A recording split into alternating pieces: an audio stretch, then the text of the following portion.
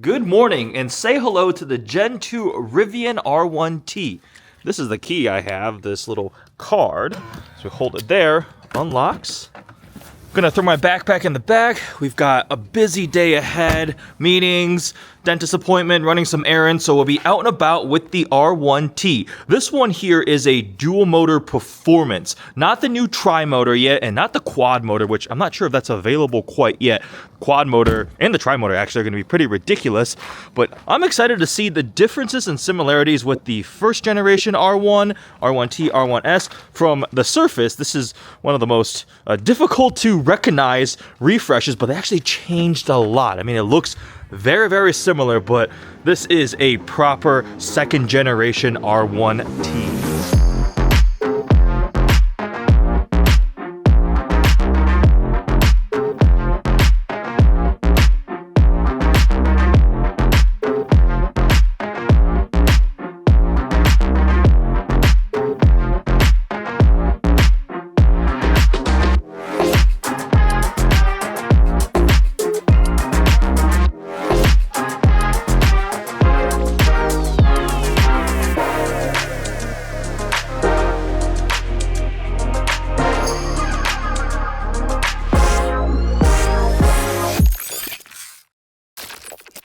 All right, what's my cup holder situation here? They slide out, will it fit?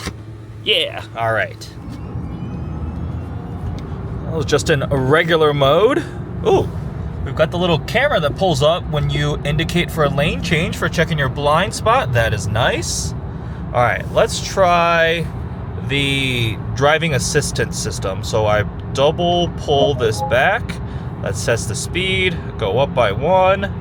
All right, it's not hands-free. I need to keep a hand on the steering wheel. You see the graphic there in the main display.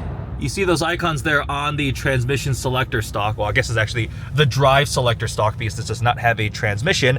That is how you interface with the cruise control, your driver assistance system. You just push and pull that stock, and we are stuck in some traffic. So letting the vehicle handle it on its own. I do remember being a bit disappointed with the driver assistance systems and technology when I first spent time with the first generation R1, the R1T, R1S, to the point where I just gotta turn it off. I'm like, I'll just handle the driving. And the problem there is with some of these new pure electric platforms, and honestly the whole way the industry is going, the driver assistance stuff, the hands-free assistant on the freeway, is one of the big strengths and selling points, right? Like having spent time with anything equipped with General Motors Super Cruise or Tesla's system and so forth. I love it when it works really, really well. Rivian has acknowledged that that's a little bit of a deficiency, and they put a lot of work into the second generation R1 in terms of that technology. So there's a lot to talk about with all the new computing power, the new cameras, the sensors, and what the feature set now offers to be much more competitive. So I'm excited to see what this Gen 2 R1 is like from that regard. The system will do a fully assisted lane change, so you just indicate, it checks the blind spot, everything is clear, a little bit of steering input, performs the lane change, and then it's complete. When you park the Rivian, the air suspension drops all the way down. They call it like kneel, so take a look at that.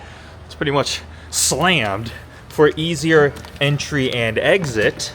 Also, I was running a little late for my meeting, so I didn't show it when I parked, but the camera resolution is properly impressive.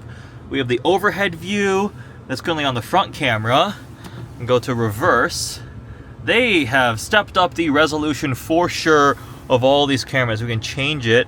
There's the bed view, there's the front view, and of course there's overhead. Also, we can show the wheels on either side. These roads suck.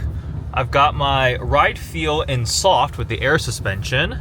And this one is the adventure one, so we have the much more aggressive off-road focused tires. Let's go into a sport. Woohoo! There is always something cool at Out of Office Garage. Take a look at this Ford GT, and then take a look at this thing. Oh my. Ferrari A12 Competizione. I don't know how to pronounce it properly in Italian, but this thing, the ultimate iteration of the 812. Well, I guess you have the Aperta version too, but holy crap. That is crazy cool. Yeah, it's always fun stopping by here to see what is in the back. Quick stop at Out of Office Garage, mainly because I wanted to check out the Ford GT that I knew was hanging out in the club area and the 812 comp that recently showed up. But back in the Rivian, it's kind of crazy how low it gets with those beefy adventure all-terrain tires. And Rivian's doing some pretty cool wheel designs too. We'll do a proper exterior tour later on, because there are differences, like the headlight has changed styling-wise. I currently have the left side of the display showing my efficiency, which has been going up. It's in the green as we're driving at lower speeds. And then we also have auto hold, so when you come to a stop, you take your foot off the brake, it'll hold it in place. This screen is done very nicely. You can also change this left side by holding the forward and back here on the steering wheel. So I hold it forward one, show tire pressures. Next one is my entertainment, my media right now. There is navigation, and then there is back to efficiency. I'm the first one at a red light. Let's see. I'm going to sport. It's gonna drop the suspension down. Ride feel stayed and soft, which is good. I don't want it to be firm and bouncy. The higher tier ones, the tri-mode and quad mode, I think have like a new launch mode. This one does not have that. But you can see, ooh, I gotta show you this later. This is so cool. It'll also show the power distribution. So how about I show that on the screen when I floor it.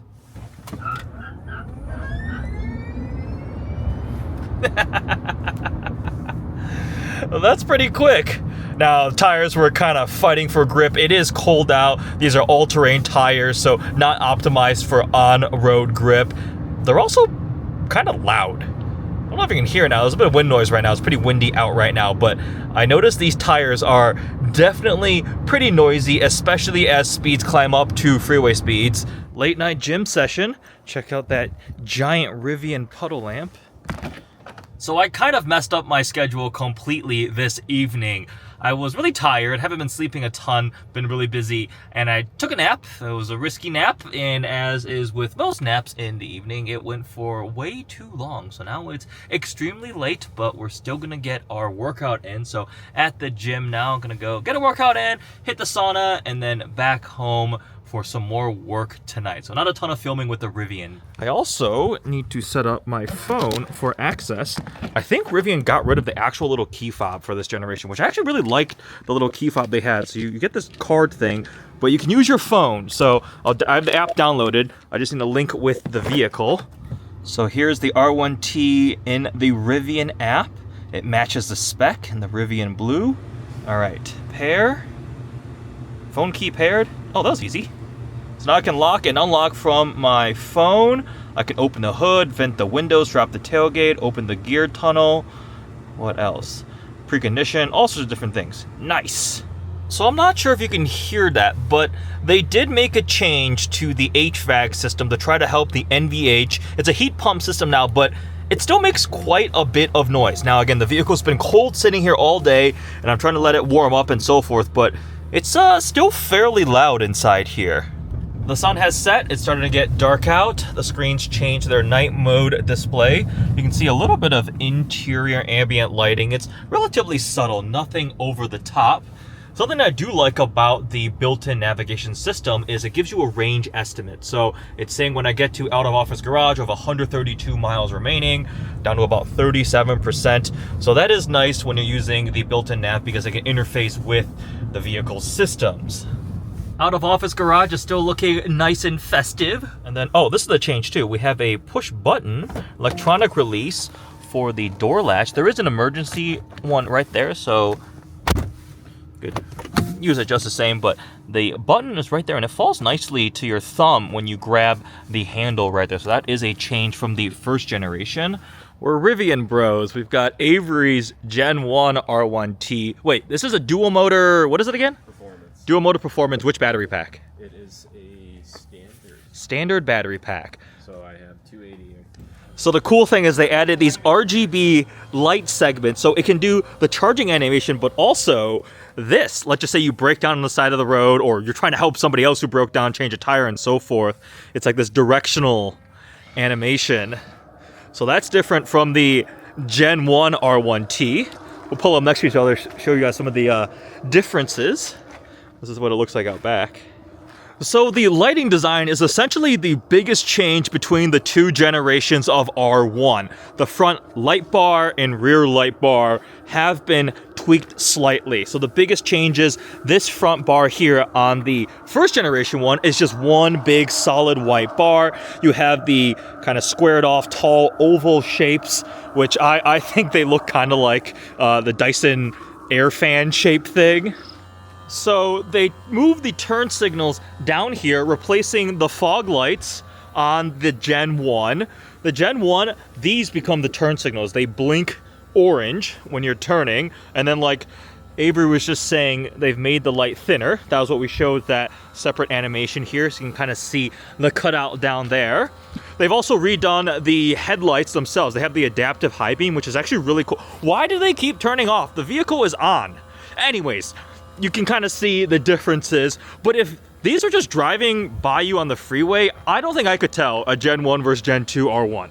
They look essentially identical from a lighting standpoint. You love the R1T so far, still? I love it for what I do. Yeah. So if I basically just commute short distance every day, I'm confident, and I have the plug at home, and it's pretty powerful, and for that reason I like it, but would it be my only car? No. Okay, well, but you've done 2 road trips to Chicago now in it? Yep. And you used the Rivian charging and everything was easy. fine? Yeah, it was all good? As long as you kind of just plan your route a little bit in advance, which you should do anyway Yeah. with any car, it's easy. I only had to charge once. Didn't need to charge at the hotel, but I did for peace of mind just the first time. And then second trip, I could have gone without it, but Okay. I kind of just did the same thing. But it Yeah. was in the dead of summer, so range was very accurate. If I were to do it in the winter, might feel a little bit different about it, but I feel Yeah. like that distance is still... It should be fine. Yeah. Well, you're going to soon have a fantastic 2-car solution. Yes. Rivian R1T and a 991.2 GT3 Yep, coming tomorrow tomorrow. morning. Coming tomorrow. Yep. Something else we have is adaptive drive beam technology, which essentially is selective high beam. So it's able to use the high beams even if there's vehicles in front of you or oncoming traffic, and to not blind them, it simply turns off different segments of the high beam. So it's that smart ability, which is pretty cool. And now you can see it when there's oncoming traffic or a vehicle in front of you. It essentially just block off that section of high beam. So I'm gonna hopefully find an opportunity where it will demonstrate that for me. We've arrived at the EVgo charging station, and just like before, we can open the charge door up front through the screen. There's a couple of different ways to open that. We don't have that big illumination ring around the charge port anymore. You just flip down a little cover, and then you can plug in the CCS charger. Currently showing 380-ish miles per hour. Not bad. Let's see. Here's a new Gen 2 charging animation. So instead of the entire light bar gradually turning green, you have these lower segments here with this charging animation as you're filling up the battery pack. And let me show you what it looks like out back. Similarly, you have these little segments of green lights in that animation. So that's a change from the first generation Rivian R1. And you can see this is a RGB lighting feature. When it was showing that kind of warning animation, if you're on the side of the road and you want to divert traffic, it was kind of an orange amber color. Full color RGB here. It's in green for charging animation. So in the screen, we have various options for our displays and lighting. You can turn the light bar when charging animation on and off. We have our high beams assist, which you can have this adaptive mode, which automatically changes the high beam shape, so you can have high beams but not blind oncoming traffic. We also have our accent lighting. It's got a name, Alpine Lake, and it plays noises. Sounds like wildlife. They all have different names. Pacific Sunset, Canyon Glow, Desert Snow, Glacier Fog, Forest Valley. So you can take a look there on the door. There's the green.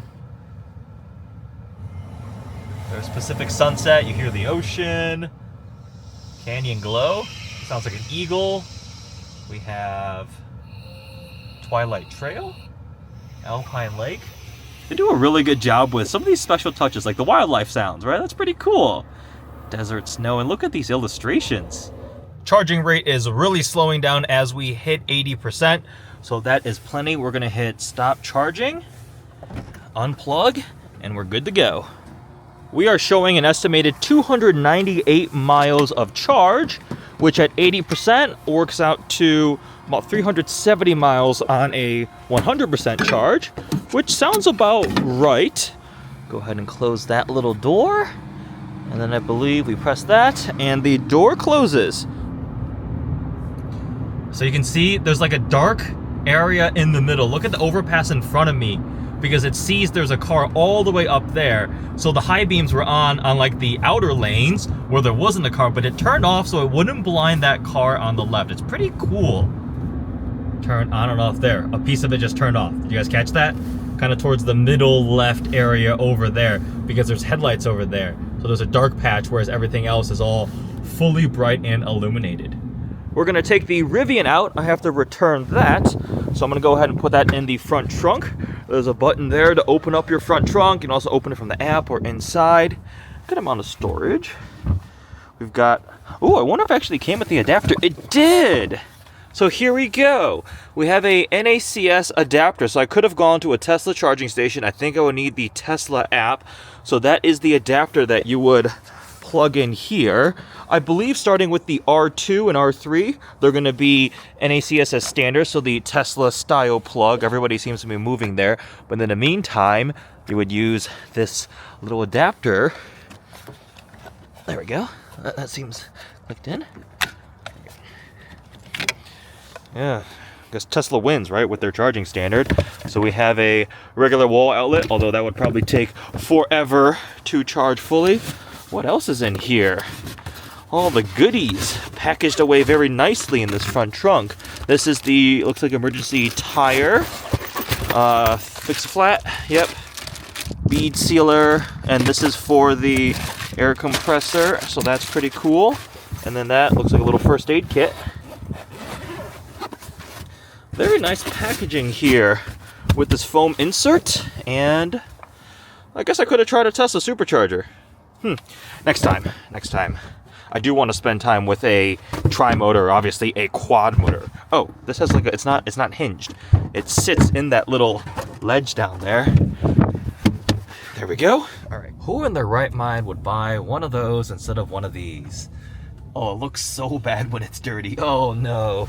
To be fair, I immediately jumped on the hating Cybertruck bandwagon, but I drove one. I gave it a chance to drive it, and it was an interesting driving experience. There's some really, really cool innovations, the steer-by-wire and so forth. I drove Salamandrin's Cyber Beast. It was quick, it attracted attention, but when you think about a conventional passenger vehicle, whether a truck or SUV or something that you want to use, it was just dumb in so many different ways. And I get, if you want a Cybertruck, you're probably not really thinking about a Rivian, right? I don't think people would be cross-shopping an R1T and a Cybertruck, because again, the Cybertruck doesn't make any concessions to normal practicality, ergonomics, or things like that. It's for shock and awe, essentially, right? Just, I want to drive a refrigerator dumpster that does all these crazy things. And it did some cool stuff with it, but also did a lot of really dumb stuff with it. So, yeah, I know without a single doubt in my mind, I'd be going for one of these, not a Cybertruck. Let's max out ride height. Ride height lowers at 45 miles an hour. Can feel the air suspension. Let's see, put it in off-road mode and go to highest. Let's see how much ground clearance we can get. Again, this one is equipped with the adventure pack, right? You saw the all-terrain tires, so ostensibly this should be designed to do some off-roading, and you have a lot of information. We have pitch, roll, elevation. It shows your lowest and highest. I haven't gone anywhere because Michigan is just flat, along with tire pressures here. We have our motor temperatures. Of a compass is really cool. I gotta show you all these amazing graphics too. I keep kind of like teasing you with that. They're so nice. Another cool thing is you can see essentially the spec of your vehicle under About. So this is a R1T all-terrain performance dual max adventure package. That's quite a long name. We've got the VIN here. It's got Rivian Autonomy Platform Plus. The spec is black mountain and dark ash wood on the interior. You can feel the texture there. And the dark mountain is just black leather with this green insert there. There's some cool new interior options like the plaid, but I believe that's only available on the tri-motor and the quad motor. So this interior is essentially carry over from before. The biggest changes came for the tri and the quad motor. We also have Rivian blue exterior paint. It's got the Max Pack dual motor all-wheel drive, 20-inch all-terrain dark wheels, and it's built in Normal, Illinois. I think it's Normal, not normal. Normal, Illinois. It's built in Illinois. All right, so we have the R1T aired all the way up. We have a good amount of ground clearance. The air suspension, as you saw, when you go into Neo, it drops all the way down. Now we've got a bit more clearance, and then we've got the all-terrain tires, which look really cool. They have a lot of sidewall with these 20-inch wheels, but they are rather noisy on the road. So unless you're gonna do a lot of off-roading or camping or things like that, I would probably say go for the more road-focused tires. I personally really like the new aero wheel design. They've got like a 22-inch aerodynamic wheel, which looks really cool. And if you get like the tri-motor, quad motor, to put that power down, you're gonna want those grippy, stickier tires. I think the quad motor, oh, it just locked. The quad motor was the new Michelin PSS 5, so really, really sticky tires. I mean, that's how it does a quarter mile in 10.5 seconds at 130 miles an hour, 0 to 60 in under 2.5 seconds. The specs, let's talk about some of the specs. So this one here, dual motor performance, which means front and rear motor. It keeps locking. It's probably because I'm just standing outside. You hear the noise though? I currently have it set to the owl sound. There's a couple, I think there's 3 different options for the lock unlock. Let me actually demonstrate that. But this is a dual motor performance, so it's the second highest tier. Ready? There's the owl sound. Unlock. It makes 665 horsepower and 829 pound-feet of torque, 0 to 60 in 3.4 seconds. That's pretty healthy. That's quick. But again, it's the only second, this is the, I guess, the third slowest one? Or regardless, the base one, just dual motor, non-performance, is 533 horsepower, 610 pound-feet of torque, 0 to 60 in 4.5 seconds. These 0 to 60 times, this one, 3.4.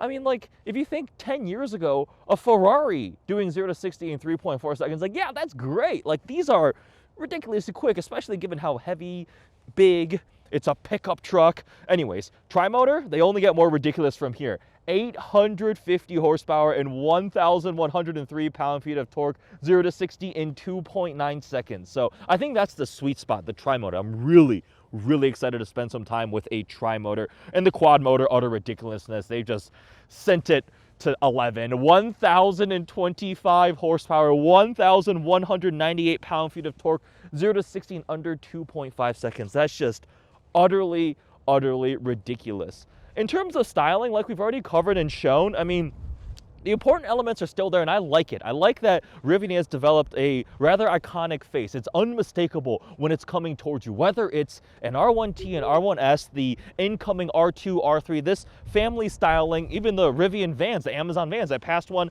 on my way here today. It's the Dyson fan looking DRL, right? Like the elongated circle, but they have the new headlights in here. And then the big light bar blade, which is subtle in terms of the changes, but the functionality is really cool. The new things they've done.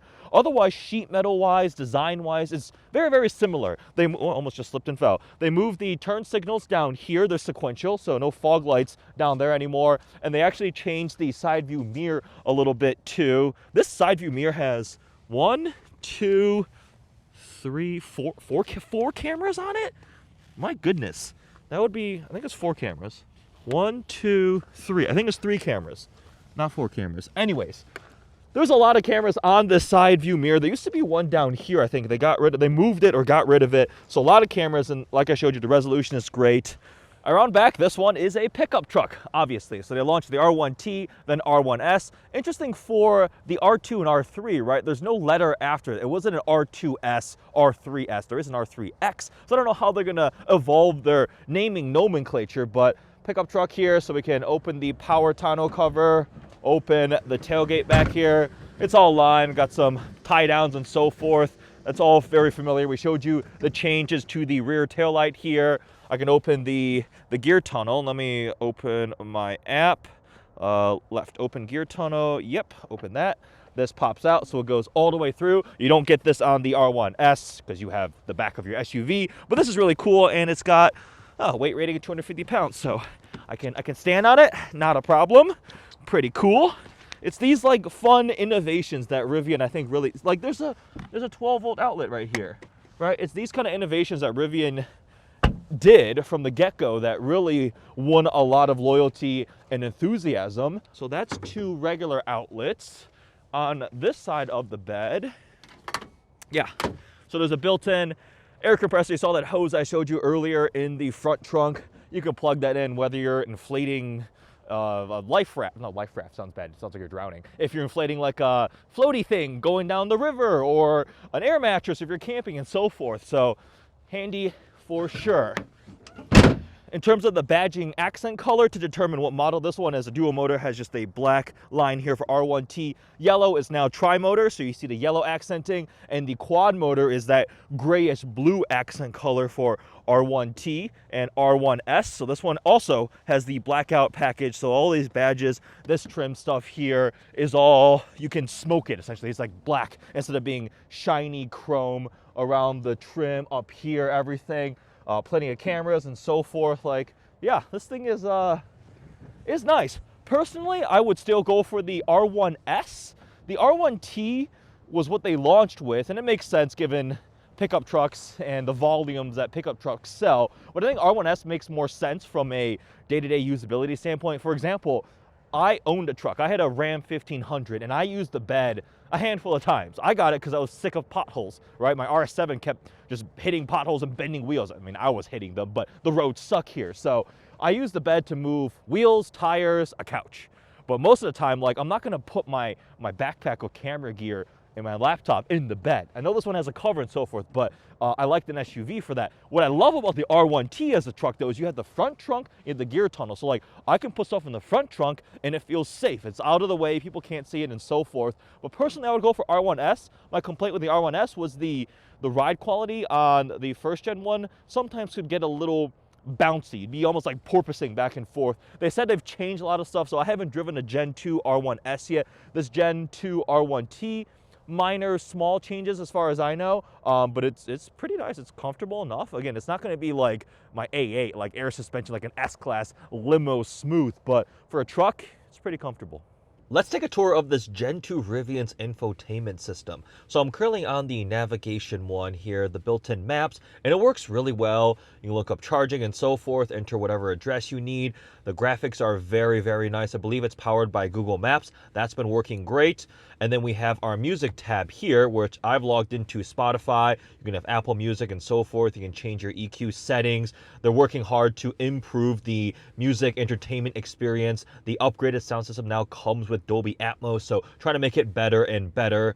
This one here, your drive modes and your kind of main vehicle control screen is really, really impressive. So let me go ahead, turn everything on. So we're in all-purpose mode right now. So we have our various drive modes on the left. But so if we swipe here, the animations, the graphics here, powered by Unreal Engine, the detailing, this matches the spec of your vehicle exactly, down to the all-terrain wheels and tires here, the color, all the little details. That is really, really cool. So here is Sport. Lowers the ride height, turn off stability. I was messing with that earlier. You can pan around. It doesn't let you like swipe all the way around the vehicle, just a little bit of motion, but it's still really, really cool. Here is Snow mode. There's some animations. We have all-terrain. There you go, saw the front wheel spinning. And then soft sand. I am in soft sand, even though I'm not. I'm in a parking lot. The other models, so the tri-motor and the quad motor have even more drive modes. They have like a rally and so forth, more powerful ones. I believe they also come with launch control, but this dual motor performance has these 5 here. There's also trailers. You can set up trailer stuff here. You can have actually multiple trailers in memory. And then within each drive mode, so if I go back to Sport, lower ride height, turn off stability. I can change the ride height, my regen, my ride feel, so your air suspension, look at this. This is the regen braking, high, standard, low. I believe all-purpose actually has even more for the regen. No, it's the same, just high, standard, low. Okay. Stability, I can change that, and look at, the visuals are so cool. Regen braking obviously is showing the wheel with the brakes. This is ride feel, my suspension. So there's soft, what do we have? Soft, moderate, firm. I would not recommend firm in any scenario. What is it like for off-road? Firm and soft. So they're somewhat limited depending on the mode you are in.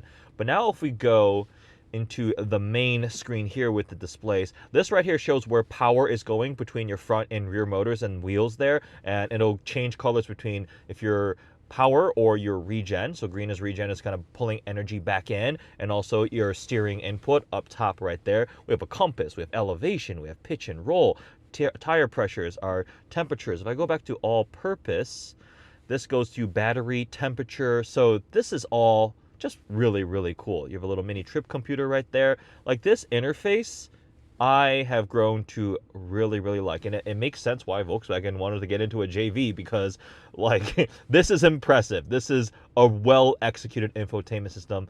There is a lot that you can do, but there's probably maybe a day or two of learning curve. And once you're up to speed, I think it's phenomenal. So here's our climate. You tap here. You have vent presets. So you can change. So let's just say I want this vent blowing that way, this vent blowing down, this vent blowing that way, this vent blowing off, down here too, and I can save it as a preset. As how do I actually save it? So let's just say I do this. I think I hold it.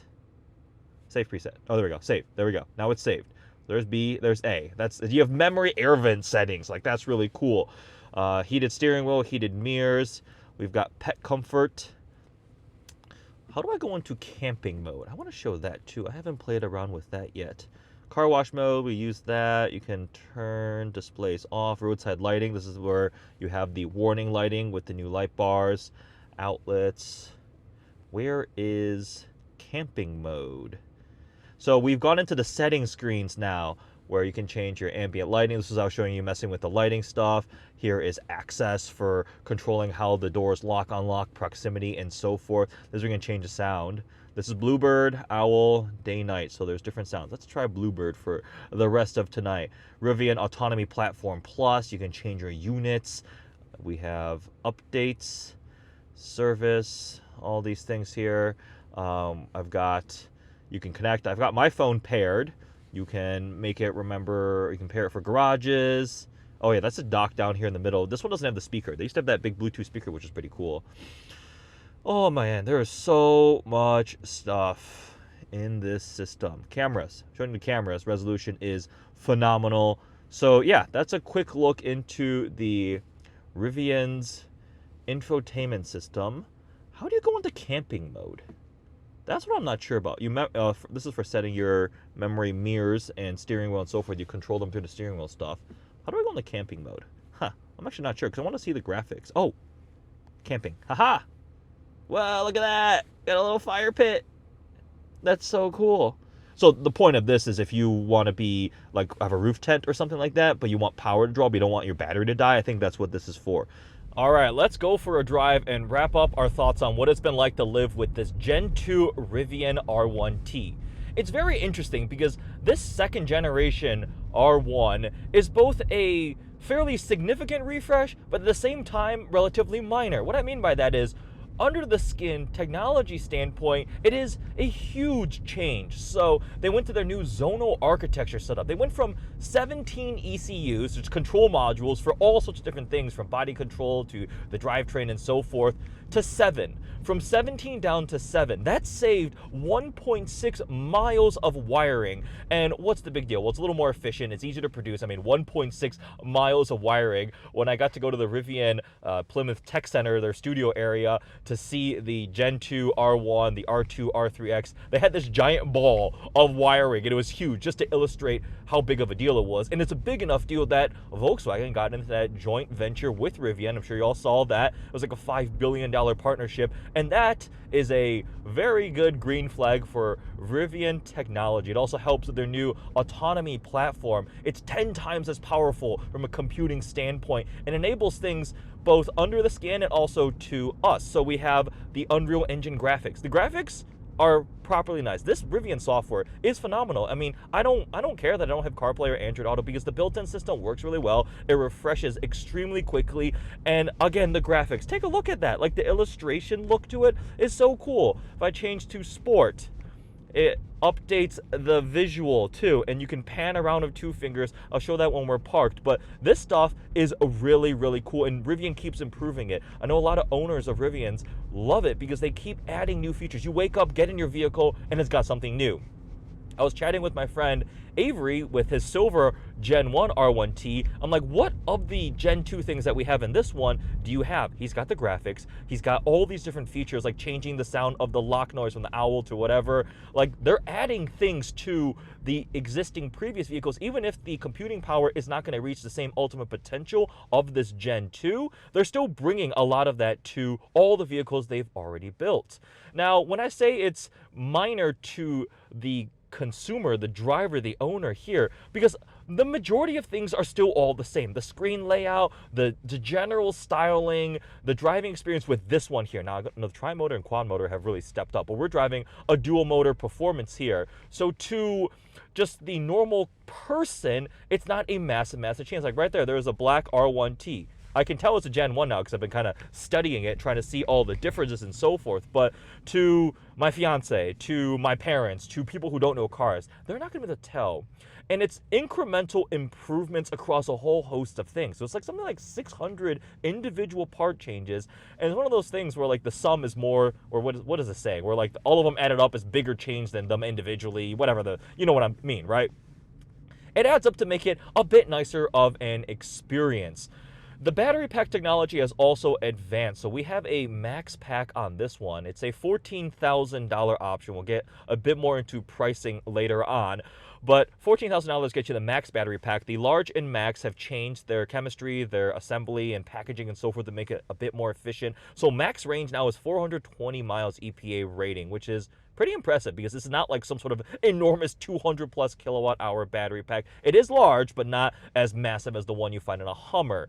But the base pack, they've changed to a lithium iron phosphate chemistry, and that one will do 270 miles EPA estimate, which is still pretty good for if you're a little more budget conscious, right? Now, these aren't cheap vehicles. The R1T starts at $69,900. The R1S is a bit more expensive at $75,000-ish. And then you start tacking on some of the options. So I mentioned this one has the max battery pack. That's $14,000, I think. Performance is $5,000. A couple other miscellaneous things there. This one, as option, is about $105,000. So we're a six-figure vehicle. A lot of them cost this price point. I think Rivian has positioned themselves as a premium luxury experience, right? They've got a lot of the premium touches on the interior, a lot of definitely higher net worth individuals buying Rivians. You see these in very fancy neighborhoods, but a lot of these EV trucks are very expensive right now. That being said, they will get more expensive from here. The tri-motor will cost more, and I don't think they've released a quad motor pricing yet, but that one will probably be very, very, very expensive. This is, I think, a nice sweet spot if you want a daily, all-around versatile vehicle. What are you beeping about? I'm not that close to the Jeep. Calm down. I can't get over how much better these cameras are. Like, the resolution is phenomenal. So the Rivian autonomy platform is built off of 11 cameras, 5 radars, and they have AI prediction technology. But it's the computing power, the potential as they deploy, that's going to make it so impressive, right? Right now, it's good. It's not the best of the best, right? It doesn't have a sensor that's watching you, so it can't compete with Blue Cruise with Ford or GM's Super Cruise. Like I did a Hummer road trip from Detroit to Chicago and back, and pretty much was hands-free, I'd say 85-90% of the drive. This one, you have to keep a hand on the wheel. It'll do lane changes. Sometimes it cuts out, but when it works, it's pretty good. Huge improvements from the first generation for sure. The Rivian is one of those vehicles that the more time you spend with it, the more you end up kind of falling in love with it, and you like it more and more over time. You discover more features, more functionality, the ways it integrates into your life. And as I'm driving it this week, I was reminded why I loved the Gen 1 R1S so much in R1T. I remember when I first spent time with an R1S for a week, I went to my fiance Angel, was like, we should get one of these. This will be a great daily driver. It would integrate well in our life. I love the interior, the materials, and so forth. There are a couple minor little complaints, right? I felt the suspension was a bit firm in the R1S, even with air suspension, right? The tuning just didn't seem quite there. When I was in sport mode, I'd have to like put the ride feel into the soft, otherwise I'd be bouncing up and down. It'd be like porpoising like crazy, so that was not ideal. But they said they've really improved a lot of that, and it's quick. This thing is so quick already, like 0 to 60 in 3.4 seconds. The tri-motor under 3 seconds, and the quad motor 2.5, under 2.5. That's just staggering. But I like that Rivian hasn't made their sole calling card acceleration. They have the other stuff. They take things into consideration of ergonomics, packaging, fun innovations, quality materials, quality of life experience things with your infotainment screens and so forth, right? It's not just, look, we can cram 800 horsepower into an SUV and give it to you, haha, right? There's more to the vehicle than just that. So it's been a nice week living with this Gen 2 R1T. Now I gotta go bug the guys at Rivian, and please, I want to spend time with a tri-motor and eventually a quad motor, right? Because while I do love everything about this, the childish inner Eddie wants to experience ridiculous levels of power in a pickup truck or SUV, because that would indeed be fun. All right, with that, we are going to start heading home. Actually, I need to run a couple quick errands, and we'll wrap up this vlog because tomorrow I am heading to the airport, flying off to California for another trip. So I'll be taking this to the airport, dropping off, and flying to somewhere a little more warm. Later that night, I ended up stopping by a Tesla supercharger and trying out the adapter to charge the R1T. The Rivian was set up with plug-in charge, so it was extremely simple. Connect the adapter, plug in, and the truck just started charging. Speeds were pretty good. It felt a bit strange charging a non-Tesla EV at a supercharger, but it was also incredibly convenient. I also got to try out the built-in Google Cast and watch one of my own videos. Is that a little narcissistic? It was fun though. All right, we are heading to dinner now. Then I have to get home, do a bit more work, and pack for my upcoming trips. So let's wrap up final thoughts on what it has been like to live with a Gen 2 Rivian R1T this week. Like I said, it's a lot of incremental small changes that do add up to improve the experience, but it's nothing massive, monumental, groundbreaking. It's not like an all-new exterior design, an all-new interior interface, all-new powertrain, things like that, right? So to the casual owner, the casual driver, the average individual, it probably isn't like massively noticeable. If you have a current Gen 1 R1, I don't see enormous compelling reasons that you absolutely have to come and change to a Gen 2 R1. But if you've been considering getting a Rivian R1T or R1S, they've just made it more appealing. Some things you do notice for sure, like the driver assistant stuff is definitely better. The cameras are way better. Other things are nice to have. They're fun, they're cool, right? It's cool that they're making the graphics changes and some of the other special things that they debuted on the Gen 2 available for Gen 1 owners. That is a really, really good thing they're doing. But I think the most important thing is the potential. Setting up Rivian for their potential, the R2, the R3, R3X. I am so excited for the R2 and R3X and allowing them to continue forward, become profitable and so forth. But from a living experience this week, I really enjoyed my time with the Gen 2 R1T. I cannot wait to get my hands on a tri-motor or quad motor, right? That would be a lot of fun. But in terms of integrating with my life, the conveniences and so forth, really like that. Obviously, it would be nice to have charging at home, but I don't own an EV right now. I just get a week at a time with these, and plus we're renting, so it wouldn't make sense to put in a charger at home. But eventually, I would like to do that.